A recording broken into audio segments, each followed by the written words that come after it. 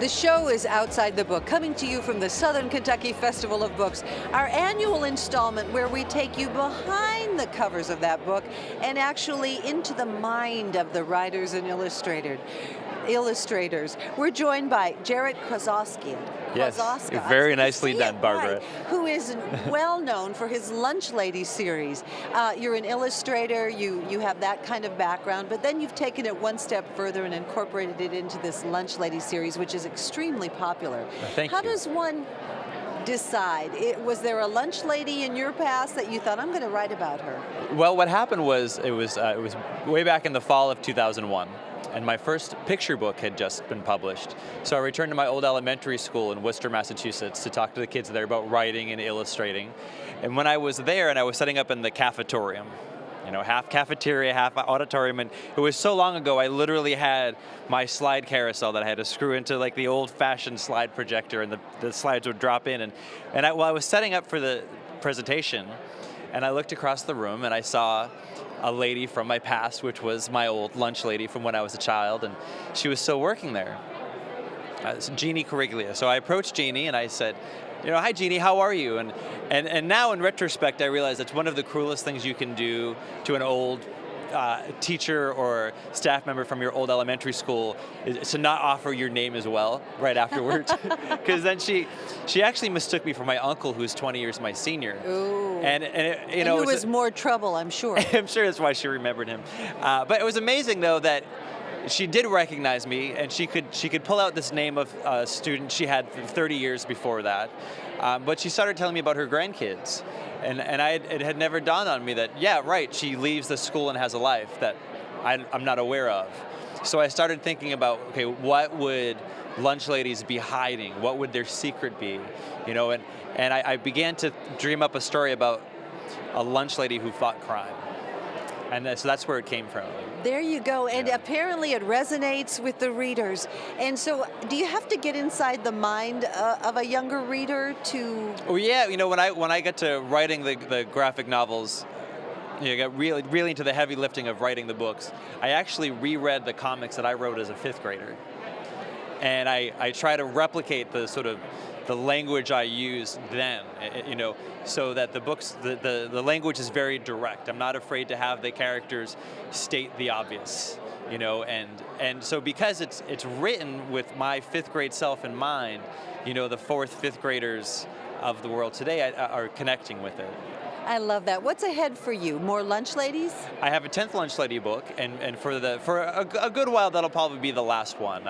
I'll have 10 solid books, and someday I may get back to it. You know, be it 15 years from now or 3 years from now. I'm not really certain at this point. And I have a chapter book series coming out called Platypus Police Squad, and the first book in that series is called The Frog Who Croaked. And it's sort of like if you have an equal love for Frog and Toad are Friends and Lethal Weapon, like this is the book you've been waiting for. This is the book you've been waiting for. And if you love platypuses, this is your book. Who doesn't love platypuses? Yeah. And I have more picture books on the horizon as well. Well, continued success. Thank you, Barbara. And thank you for sharing your story. Sure. We've been talking with Jarrett Krosoczka. She is lauded as a fresh new voice in Southern fiction. Our guest on Outside the Book, Patti Callahan Henry. Thank you. Thank you. Because I know you had a lot of trouble getting here, Yes. delayed flights, canceled flights, but thank you for being here. Oh, it's a pleasure. Look at this. What an amazing event. It is an amazing, and Yeah, we're I'm happy happy to we have made you it. here. Let's, you know, when it's so difficult when someone puts a stamp on you and I know. says this or says that. How do you feel when I say fresh new voice in Southern fiction? Well, that's why I was smiling that coy little smile. First of all, this is my 9th novel, so I'm not quite sure how new I am. And I grew up in Philadelphia.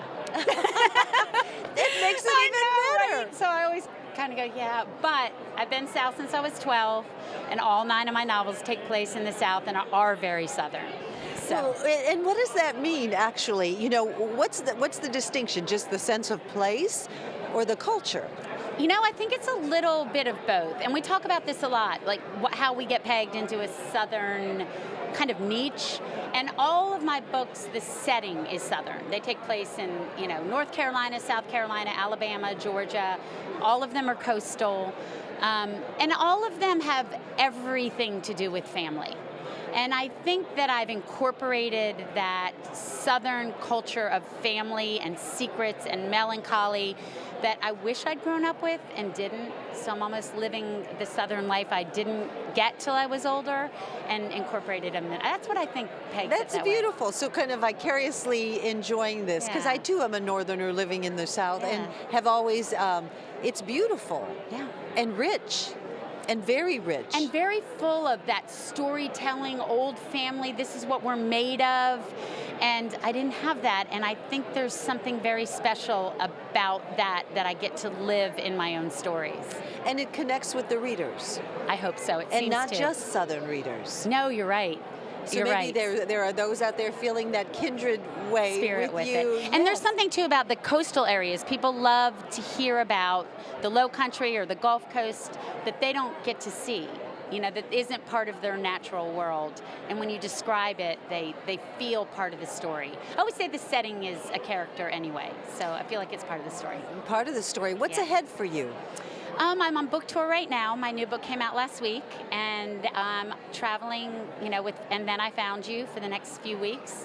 And I just finished a novel that'll come out this time next year. Still no title. Those come to me late in the game. Do they? So, yes, they do. And do they just come to you? They usually do. I'll be halfway through fixing a scene or writing a scene, and I'll read a line, and that'll be it. Which is why a lot of my titles are almost like mid-sentence, like this book is And Then I Found You. Right now I'm calling the new book If I Didn't Know Better. I don't know if we'll keep it, but I kind of like it. I So, kind of like it as well, and I know. I like that you had some time to share with us. Thank you so much. Thank you for having me. Thanks, We've been Barbara. talking with Patti Callahan Henry from Outside the Book.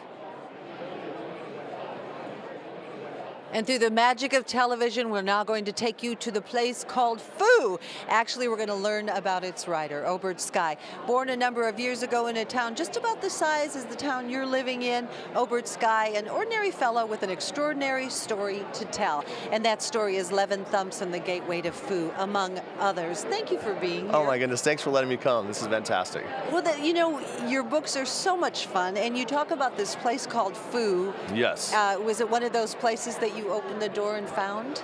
Yes, I was lucky enough to stumble upon someone who knew of it, who gave me the secret to Foo, and now I've been able to tell the tale, and I've loved it. It's an amazing place. The space between the possible and the impossible kind of comes from the word Fooey.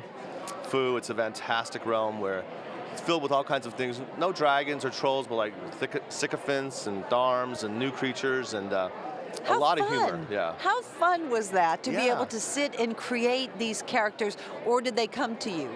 In a sense, they came to me. I mean, there were characters that have hung around my brain since I was a child. And so to form them and bring them together and to tell this story has been just nothing but a wild ride. Not only just to bring them, but to be able to see and create, and you Right. know what they look like. Yes, I am a creator. I love that, the word create. It's fun to bring them to life. I mean, the image of one of the most popular characters is a little creature by the name of Clover. And he's been in my head since I was a kid. And so to bring him to life and to have him exposed to everybody else is so much fun. I love it. And obviously quite popular. But you have to get inside a space other than the man before me. You've got to get into the mind of a much younger, right? Yeah, a little bit. I think you're right. I mean, I never grew up. I've just sort of always Okay. had that same mindset. I love that. Levin is the main character of that series, my first series. And so, yeah, I had to spend a lot of time in his head doing things that he might do, making it feel as real and the voice is true. But I loved it because the whole time I'm sort of experiencing Foo, which is a remarkable place. Yeah. And you can go there too through one of these books. Are there more books ahead? Yes, well, there's 5 books in the Levin Thump series. There's a break-off series called Beyond Foo. Amazing stuff's happening. And then, of course, I have other series as well. My newest series is called The Creature from My Closet. It's sort of a Diary of a Wimpy Kid kind of series where it takes classic books and mixes them into this middle schooler's life, and a comic novel. And so I love that. But for Foo, yes, there will be more. There's always break-off. There's always continuing things. And maybe a movie one day? Yes, they're working on a movie, which is kind of exciting. Yeah. They are, as we speak. So as we speak, well, I'm speaking, and as you're speaking, yes. There you go. Well, continued success to you. Thank you, Barbara. You're so nice. Well, thank you, Yeah. and I enjoyed spending time with you. The pleasure was Obert mine. Skye from Outside the Book. Thank you. We were counted down, and he'd rather be fly fishing. Would you It's rather so be fly true. fishing? One of my favorite things, never thought I could do it, never thought I would get the motion, thought it was too complicated. My lawyer, Skip Brittenham III, took us fishing. I was hooked, no pun intended. No pun intended, and it takes then beautiful my pictures. first adult book it came out of that, and I took pictures. You want to see a picture? I want to see a picture. I've never met an idiot, on the river. You took that picture? I did. I took this picture. But now you were talking about the fact that, and we'll talk a little more about this, your children's books. Yeah. You're dyslexic? Does I whatever... I am very dyslexic. Yeah? Yeah. I can't spell. Reading is hard. I never thought I could write a book. Ooh, I like this one. How did you learn your scripts when you were doing Well, that was shows? hard. I bet that was. Yeah. That's beautiful. Thank you. But I learned my scripts, and I kind of memorized them Okay. because I couldn't read cold. And so I embarrassed myself most of my life at the table with the other actors, reading, so that the writers could hear what they wrote. Was that something that you kind of didn't want people to know? No, well, it was embarrassing, so I made, I covered it up with humor. And you're good at that. Go Well, figure. I didn't know. Maybe I'm good at it because I had to learn. Yeah, yeah. Now let's talk about the Hank Zipper series. Yes. You wrote Right, these this is children's me. books. It's you? Yeah, there are 17 of them. Wow. And in this one, The Life of Me, Enter at Your Own Risk, he has to write a report, but he can't do it. So he creates his life, because it's an autobiography, and he does it by creating his own scrapbook. Ah. And then we thought it would be really interesting to create a scrapbook for the authors. How am I Very doing? Can you hear me clever. still? Can we hear him So, still? here are my dogs, Aha. And my fish, my wife, it's beautiful. and then if you turn the page, my real report card is there Wow. from PS 87, where I went to school and where Hank goes to school. He goes to the same school. He does. He goes to the same school. So your intention in writing, I mean, because come on, you do all kinds of things. Our intention was Yeah. to make kids laugh. Okay. So the letters that we get back from all over the world now, because we've sold over 4 million copies, is "You're hilarious," which must be a 5th grade word. Hilarious is Yeah. consistent word. And "How did you know me so well?" How did you know them so well? Well, I only wrote myself. We're all the same. We are. So if you write yourself and you write the truth, it will latch on to somebody Connect. else. Yeah. Yeah, people will. And then we've written this brand new series called Ghost Buddy. Billy Broccoli moves into a brand new house and finds Hoover Porterhouse III, an irresponsible ghost, in his closet. I would love to have an irresponsible You know what? ghost. So would right? I. And if you find that ghost and he sounds like the Fonz, you would not be wrong. Is that what he did? Well, he says, "Hey, you could call me a ghost. You could call me a phantom. Do not call me a banshee. I think that's rude." Yeah. Beautiful. So many things. So since the Fonz, and you just can't ever leave that. Have That's you ever okay. had it when you go to Montana? I love the fun. No, because the fish want autographs. No. Yes. I have little cards. I catch them, take a picture, release them, and give them a signed autograph. And they're the most popular fish there. I want to tell you. No, really. So that's not something that, I mean, it's a beautiful gift that has taken you to these places. Having done the Fonz? Yes. Unbelievable. It is, and the way that people treat me because they have seen the show, it's like it fell from heaven, actually. Yeah. And as you look back at the time when you're doing this and making this, I Yes. mean, it was a hot series. You were, Yes, but especially could in that leather jacket. very hot. I sweat a I lot. bet. Hot. But could Yes. you ever have known? Could you ever have known as you were doing Never. it? what That was I would be happening? here talking with you today? I know this, but in general. But no, this is a metaphor. You and I are a metaphor. No, I never. Here we are at a book fair. I have such learning challenges, I can't tell you. And with my partner, I've written 23 novels. That is like, I don't know what, I can't even describe that to you. You know, and you're so many things. You're not just a writer, but you're a director, you're a producer, you're an actor. How do you keep I it all look good straight? in green. You look great in green. He does. His eyes, boom.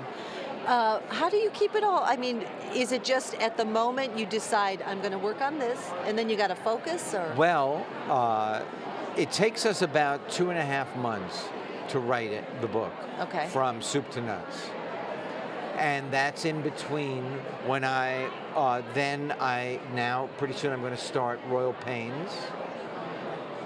Arrested Development is done. And then we do Children's Hospital, which last year won the Emmy for the best short form television show. congratulations Thank on you. that. We do that from November to January. So it's really all scheduled out. Yeah, got to be. I am so lucky. You are lucky. Yeah. You are lucky. I am. And you've done it all. Well, I didn't know. You know what? That's the thing that I've learned in my life. You don't know what you can accomplish until you try. I never knew that this was inside me. I was convinced it wasn't. Because people told you you That I couldn't was do stupid. that? And I believed it for the longest time. And here they are. Here they are. And that's what I tell children. How you learn has nothing to do with how brilliant you are, how much greatness there is inside you. That's beautiful. Yeah. And then you give But them it's something true. tangible. But it is Yeah. true. It is true. And they need to hear that. They need to hear that. What's ahead for you with all these things? I mean, I'm looking at you and I'm thinking this man has absolutely continues. He's living his dream. Right, I am. Each day. I'm going to England. Okay. The Queen presented me with the Order of the British Empire. Congratulations. It is the highest award a non-citizen of Britain can get. It's overwhelming, and I'm going to do a play. I'm going to play Captain Hook in Peter Pan. Does it get any better? No, Does it doesn't. it get any better? No. So that's what's ahead. And is there still I want to do this, I want to do that? Yes, Is there I want to something? do what I'm doing until I can no longer do it. I love that. That's perfect. That's it. That's it. I don't want more than that. I just want to continue until I am forced to sit or lie down. I love that. And so when you're in a room like this and you're exploring and you're writing, do you see characters in here? Because you do a lot of directing as well and producing. Do you see characters for a future something? Absolutely. Yeah. You know, not only are we all the same, which is really important to remember, but the quirks are so divine. And then you somehow store them, and while you're writing, they come out. And you put them in a green sweater and they're even better. Yeah. Henry Winkler, thank you. It was Thank a you for pleasure. asking me to talk with you. Thank you. Outside the Book continues. No stranger to the microphone, and as a matter of fact, the name of his latest book is A Voice in the Box. And, you know, I love when people say that. How do you get in that little box? But when you hear his voice, Bob Edwards is joining us. Thank you for being here, Bob. You're very welcome. And how do you get in that little box? My parents had this radio, 1939 Zenith radio, big piece of furniture. In fact, it's illustrated in the book. In the book? By my daughter, by the way, who did the illustrations. Nice. And she said if she knew they were going to make these illustrations so small, she wouldn't have had so much detail. Anyway, this is the radio in my house when I was a little boy, and it's still in my house today. Love it. And I wanted to be that voice in the box. And It's you got know, this big booming bass thing. yeah, it still works pretty well, And it had a green eye that kind of weirded me out as a kid. but significant. It was watching. And we can blame that for who you are today. No, you're an icon. I hate those words, though. I'm sorry. But you did pioneer. You know, you were one of the first voices to be represented nationally. You started the National Public Radio there, you know, and now you're doing satellite radio. When you look at that and you look at radio today, how do you feel? What does that make you think about? I think it's great. NPR is still thriving. 25 million listeners. In fact, I married one of their newscasters, Windsor Johnston. So I'm still connected with NPR that way. And satellite radio has 23 million subscribers. I mean, there's a lot of people listening to the radio. Mostly in cars. Mostly in cars. Radio's biggest in cars. And so when people, you know, I hear a lot about, oh, radio's going to go away, where, you know, it's not what it used to be. Certainly it's not what it used to be. Oh, it was supposed to be killed by television. It was supposed to be killed by computers and online phenomena. It's supposed to be killed by Pandora. It's supposed to be. It just finds a way. It readapts and it becomes part of that new media. So that now you have internet radio. You know, it wasn't replaced by the internet. It got itself incorporated onto the internet, which is great because, you know, somebody like me who grew up in Kentucky can go off to work in Washington and still listen to your favorite old radio station in Kentucky through the web. So, see, it only makes radio better. There you go. Radio keeps adapting, you know. Whatever new technology comes along, well, like telephone, now we're in the phones. We just adapt and we become part of that new technology. It's almost like it's organic, isn't it? Just continues. Well, it's so portable and it's for your head. You know, you don't have to look at a screen. And There's that's a good thing. lot to be said for that. Especially when you're driving a car. Yeah, we appreciate that. How's life in satellite radio? You know, of course, there are many of us who absolutely miss you from NPR. We just have to get over that. I'm in both, you know. I have a weekly public radio program I know. that PRI distributes to 150 stations. Not here in Bowling Green, Not- unfortunately. But Unfortunately. But we miss you. But, you know, making that step, going that direction, things are well? yeah, it's actually much better. I was hosting a daily news program that covered 7 hours of airtime over several time zones. And that's very hard. That's very hard work. And you had to get up really early. Yes, and on a day when there's breaking news, as we've had so much of lately, it's really hard work because you're on the air continuously. Now I do an hour-long, long-form interview program. I can talk to people and go away on vacation, and it doesn't You have a matter. life. Yes, it's not breaking news. Yes. And instead of talking to someone for 4 minutes or 5 minutes, I'm talking to them for up to an hour. And it's conversation. It's not even an interview. It's just relaxed and wonderful. And take a guy like Henry Winkler, who was just in this chair, and talk to him for a full hour about his life and his awful childhood when he was dyslexic and people thought he was stupid and he wasn't, and what acting did for him. And that's great. People love to hear that stuff. Well, we were talking with one of the authors earlier, you know, the art of conversation. That was what was the stimuli for him to write a book. Yeah. Because he thought that people didn't talk enough. I agree. It's kind of a lost art, really. It is a lost art. conversation.